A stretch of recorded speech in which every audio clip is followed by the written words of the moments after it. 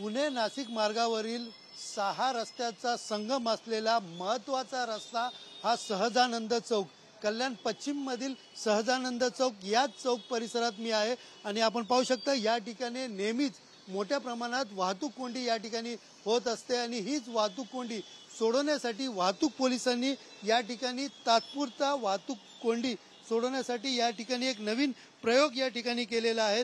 एकंदरीत 30 दिवसासाठी या ठिकाणी एकेरी वाहने जे बदलापूरवरनं येणारी जे वाहनं आहेत त्या एकाच दिशेने या ठिकाणी जाणार आहेत व या चौकावरनं बदलापूरच्या दिशेने जाणारी जी वाहनं आहेत, अवजड वाहनं आहेत, ती एका दिशेने या ठिकाणी जाणार आहेत। रामबाग 4 या परिसरातून येणारी जी वाहनं आहेत जे बदलापूरवरनं येतात आणि मोठी अवजड वाहनं आहेत ती या ठिकाणी एकेरी वाहनावरनं सहजानंद चौक या परिसरात येणार आहे।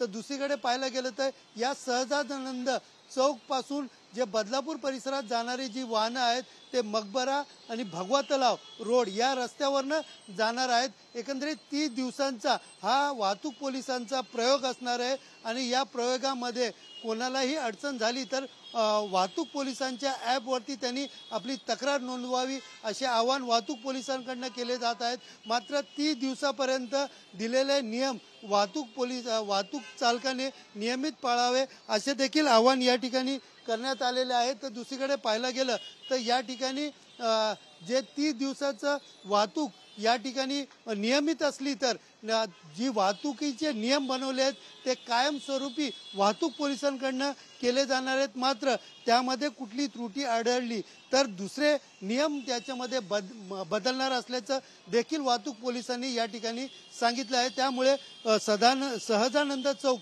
या चौकमधली वाहतूक कशी सोडवण्यात येईल आणि वाहन चालकाला कशा प्रकारे मोकळा रस्ता देण्यात येईल यासाठी वाहतूक पोलीस जे आहे ते प्रयत्न करत असल्याचं या ठिकाणी दिसून येत आहे। कॅमेरा पर्सन गणेश रहाटे सह सुनील जाधव, TV9 मराठी, कल्याण।